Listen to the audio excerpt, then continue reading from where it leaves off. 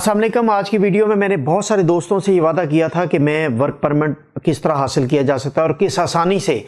और उसकी कॉस्ट क्या होगी, और यहाँ पर वर्क परमिट लेने के लिए किस तरीके से अगर आप फॉलो करें तो आपको आसानी से मिल सकता है। लेकिन ये वीडियो पेंडिंग हुई। एक इंतहाई अफसोसनाक वाक़या जो है वो रिपोर्ट हुआ इस्तांबुल में, और मैंने मुनासिब समझा कि अपने दोस्तों को, पाकिस्तानी अफराद को, और जो वो अफराद हैं जो अपने प्यारों को डंकी लगा के भेजते हैं और मौत के मुंह में डालते हैं, उनके लिए भी एक अहम पैगाम दूं। इस्तांबुल में 4 पाकिस्तानी अफराद, उनकी झुलसी हुई लाशें मिली हैं और वो लाशें नाकाबिले शनाख्त थीं। ये इंतहाई बदकिस्मत अफराद जो है, आर्नावूत कोई इलाका है जो एयरपोर्ट से मुल्हिका इलाका है जो अभी डेवलप नहीं है, वहाँ पर एक गोदाम में उसकी बेसमेंट से इनकी लाशें मिली हैं और झुलसी हुई नाकाबिले शनाख्त लाशें हैं। अब ये कौन अफराद थे, ये क्या कर रहे थे वहाँ, गोदाम के बेसमेंट में क्या कर रहे थे, इसके बारे में मुकम्मल तहकीकात जारी हैं, लेकिन अभी तक कोई नतीजा अखज़ नहीं किया जा सका।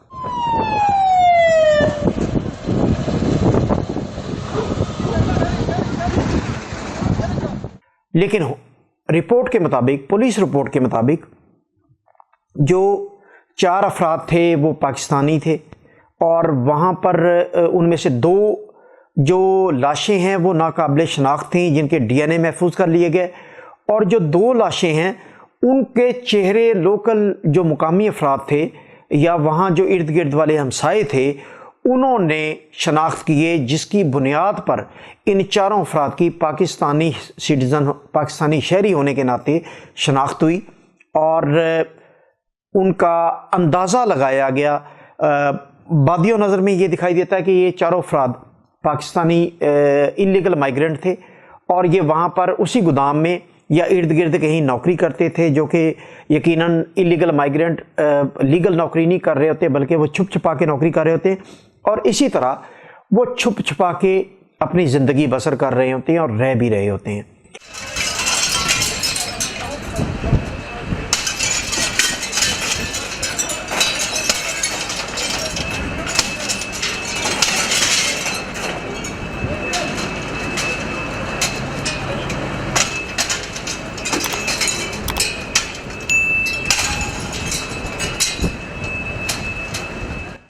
अब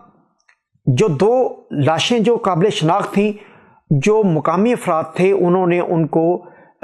शनाख्त किया। उन्होंने कहा ये यहाँ पर बेसमेंट में ये रात को भी यहीं पर सोया करते थे, ये पाकिस्तानी अफराद हैं, इनके नाम ये हैं।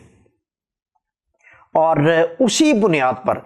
मुबैना तौर पर जो बाकी 2 अफराद हैं जो नाकाबिल शनाख्त थे, उनको भी अंदाज़ा लगाया गया कि ये 4 दोस्त थे जो यहाँ पर मुबैना तौर पर गैर कानूनी तौर पर आए थे और गैर कानूनी तौर पर वो मेहनत मजदूरी करके अपना पेट पाल रहे थे और कुछ पैसे अपने पाकिस्तानी फैमिली को भेज रहे थे। तो ये वो गैर मुसद्दक़ा इत्तला है जो कोई ऑथेंटिक रिपोर्ट नहीं है। ये लोकल अफराद के, बकौल लोकल अफराद के ये 4 पाकिस्तानी हैं और इनके नाम ये हैं। अब नाम वाली बात जो है ये बड़ी मुतनाज़े है, क्योंकि जो किसी भी मुल्क में डंकी लगा के ये गैर कानूनी तौर पर बॉर्डर पार करके आते हैं लोग, वो अपना असली नाम कभी भी मंजर-ए-आम पर नहीं लाते और ना ही उनके पास कोई कानूनी दस्तावेज़ात, पासपोर्ट या उनका शनाख्ती कार्ड या उनका ऐसी शनाख्ती दस्तावेज़ात होती हैं कि जिससे वो शनाख्त हो जाए कि वो गैर कानूनी। लिहाजा जो गैर कानूनी तौर पर आते हैं वो अपनी शनाख्त कभी भी जाहिर नहीं करते, उनके नाम भी फिक्टिशियस होते हैं। और ये 4 अफराद भी अगर लोकल अफराद इन्हें शनाख्त कर रहे हैं तो इनके ये 4 नाम जो हैं ये फिक्टिशियस हैं, ये दस्तावेजी सबूत इनका कोई नहीं है। İçerideki yatak odasının olduğu için yataklar da dip tarafta, yani tahmini bir 50 metre falan içeride. अब ये जो मुबैना तौर पर पाकिस्तानी इलीगल माइग्रेंट हैं, जिनका ये कहा जा रहा है कि इनके ये नाम है, वो नाम मैं आपको जो पुलिस रिपोर्ट के मुताबिक वो बता देता हूँ कि एक नाम फजल रब्बी है, दूसरा अयूब खान अब्बासी है, तीसरा मोहम्मद अमीन खान है, और चौथा नाम जो है वो अनवर अली के नाम से शनाख्त हुआ है। अब ये वो फैक्टिशियस नाम है جو 2 افراد کی شناخت کے بعد 2 افراد کا تخمینہ لگایا گیا، ایک اندازہ لگایا گیا کہ یہ فضل ربی اور ایوب خان عباسی کے ساتھ جو 2 افراد اور تھے وہ محمد انور خان تھا یا وہ محمد امین خان تھا یا وہ محمد انور تھا۔ اب یہ اصل نام اور ان کے یہ فیکٹیشس نام ہیں، یہ بھی ایک بہت بڑا معمہ ہے۔ اور دوسری اہم بات جو ہے، جو دوسرا بڑا جو معمہ ہے وہ یہ ہے کہ اب جو 2 افراد باقی اس لوکل افراد سے شناخت ہوئے جن کا ڈی این اے محفوظ کیا گیا ہے، لیکن ڈی این اے ظاہر ہے میچ کرنے کے لیے ان کا کوئی فیملی ممبر ہونا ضروری ہے، اور لوگوں نے جو ان کی شناخت کی ہے، اب یہ بھی ممکن ہے کہ وہ جو 2 شناخت ہوئے ان کے ساتھ جو 2 کی شناخت ان کے ساتھ منسلک یا وابستہ ہونے کی وجہ سے کی جا رہی ہے، وہ اس رات یا اس دن وہاں موجود ہی نہ ہوں اور ان کی جگہ کوئی اور 2 پاکستانی لیگل مائیگرینٹ وہاں پر آئے ہوں۔ تو یہ ایک بہت بڑا المیہ ہے، اور وہ ایک انڈین مووی ہے جس میں کرینہ کپور کہتی ہے کہ وہ لوگ جو کسی گنتی میں نہیں ہوتے وہ کہیں بھی نہیں ہوتے، اور ان کا ہونا یا نہ ہونا اس میں کوئی فرق نہیں پڑتا اس دنیا میں، کیونکہ وہ پہلے سے ہی گنتی میں نہیں ہوتے۔ تو جو انلیگل مائیگرینٹس ہیں وہ بھی کسی بھی گنتی میں نہیں ہوتے، ان کا بھی ہونا یا نہ ہونا کسی بھی معاشرے پر کسی بھی جگہ پر کوئی فرق نہیں ڈالتا۔ Arkadaşların mı? Nereli kalanlar? Pakistanlı. Burası ne imalatı yapıyor? تو یہ ایک سانحہ بہت بڑا ہے اور اس پر ابھی تحقیقات ہو رہی ہیں، اور یہ تحقیقات کیا واقعی اخذ کر پائیں گی کہ وہ 4 افراد ایلیگل مائیگرینٹ پاکستانی کون تھے اور ان کی اصل شناخت کیا تھی۔ ممکن ہے جو شناخت نہیں ہو سکے افراد ان کو غلط جگہ پر بھیج دیا جائے۔ اس میں میں ایک اپریشیٹ کروں گا کونسل جنرل استنبول جو ہے پاکستانی، بلال خان پاشا، انہوں نے اس واقعہ کے بعد بہت زیادہ پرسنل انٹرسٹ کے ساتھ ان جو لاشیں ہیں ان کو پاکستان بھجوایا، ورنہ یہ بے نامی قبروں کے طور پر یہاں جانے جاتے اور انہیں دفنا دیا جاتا، لیکن انہوں نے بہت زیادہ کاوشیں کی اور ان کو کسی نہ کسی طریقے سے پاکستان بھجوا دیا۔ Ne oldu oğlum bunlara lan böyle? اب دیکھنا یہ کہ جو 2 لاشیں جو شناخت نہیں ہو سکی، اب ان کو کیا واقعی وہ محمد امین خان یا انور علی کے نام سے ہی شناخت ہوں گی، اور کیا واقعی وہی دونوں تھے یا کوئی اور ان کے دوست آئے ہوئے تھے اور وہ کہیں اور گئے ہوئے تھے یا کہیں اور رہائش پذیر تھے؟ اب یہ معمہ پتہ نہیں کب حل ہوتا ہے، لیکن ابھی تک اس گودام میں لگنے والی آگ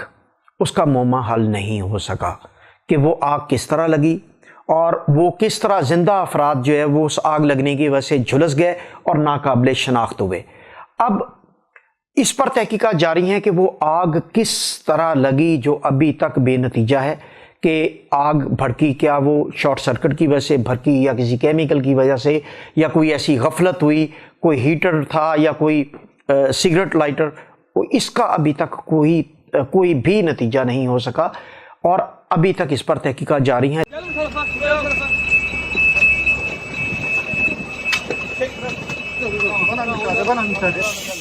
یہ واقعہ انتہائی افسوسناک ہے، اور ان افراد کے لیے میرا ایک پیغام ہے، اور ان ماؤں اور ان باپ کے لیے میرا ہاتھ جوڑ کے ان کے سامنے منت کرتا ہوں میں کہ غیر قانونی طور پر اپنے پیاروں کو، اپنی اولاد کو، اپنے بھائیوں کو، اپنے بیٹوں کو اور اپنے خامد اور اپنے باپ کو اس طرح نہ بھیجیں کہ ان کی اگر خدا نخواستہ اس طرح کا حادثہ ہو تو ان کی شناخت بھی نہ ہو سکے کہ وہ واقعی اس واقعے میں فوت ہو چکے ہیں، دنیا سے جا چکے ہیں، یا وہ زندہ ہیں اور وہ کسی گمنام نام سے کہیں اور زندہ ہیں، وہ آپ تک پہنچ بھی نہیں پاتے، اور نہ ہی کوئی ایسا ذریعہ ہے کہ ان کو یہاں پر فیکٹیشس نام سے رہنے والے افراد کو شناخت کیا جا سکے۔ تو خدا را میں نے اپنی پہلی ویڈیو میں بھی ایک ڈیٹیل دی تھی کہ جس کام پہ آپ 1 لاکھ، 1.25 لاکھ، 1.5 لاکھ میکسیمم لگا کے آپ استنبول ترکی پہنچ سکتے ہیں، اگر آپ کے پاس 4-5 لاکھ، اس کی تفصیل میں نے اپنی پچھلی ویڈیو میں دی تھی، اس کام کے لیے 3 سے 5 لاکھ ان موت کے تاجروں کو نہ دیں جو آپ کے بچوں کو نہ صرف ایک ایسے راستے سے لے کے آتے ہیں جو جگہ جگہ موت ڈیرے ڈالے بیٹھی ہوتی ہے اس راستے پر، اور بہت ज़्यादा अफराद उस रास्ते में फौत हो जाते हैं, जिनकी लाशें वहीं पर मट्टी के नीचे दफना दी जाती हैं या वहीं पर जानवरों को खाने के लिए छोड़ दी जाती हैं। उनको दफनाने का भी उनके पास टाइम नहीं होता क्योंकि वो इलीगल ट्रैवल कर रहे होते हैं। तो मेरी गुजारिश है उन वालिदैन से, उन फैमिली अफराद से कि अपने प्यारों को डंकी लगा के गैर कानूनी तरीके से 3 से 5 लाख रुपए की खतीर रकम खर्च करके मत भेजें। बल्कि मैंने अपनी पिछली वीडियो में ये बताया था कि अगर आपके पास 3 से 5 लाख रुपया है, बैंक ट्रांजैक्शन करके आप 1.5 लाख तक मैक्सिमम अखराजात में आप कानूनी तौर पर पासपोर्ट पर इस्तांबुल पहुंच सकते हैं। और बड़ा आसान है यहाँ का वीज़ा लेना। खुदारा अपने प्यारों की ज़िंदगी के साथ मत खेलें और अपने प्यारों की ज़िंदगी की तहफ़्फ़ुज़ के लिए डंकी और गैर कानूनी का रास्ता छोड़ दें, जो मुल्क की बदनामी का भी बाइस बनती है और हमारी पाकिस्तानियों की जग हसाई का भी बाइस बनता है। और हमारे लिए इस तरह के वाक़यात में एक इंतहाई दिलखराश दास्तान भी छोड़ जाता है कि उसमें ना तो शनाख्त हो पाती है और ना ही उसका कोई वारस होता है। और बेनामी मौत के बाद यहाँ पर उनकी बेनामी कब्र, अगर बिलाल पाशा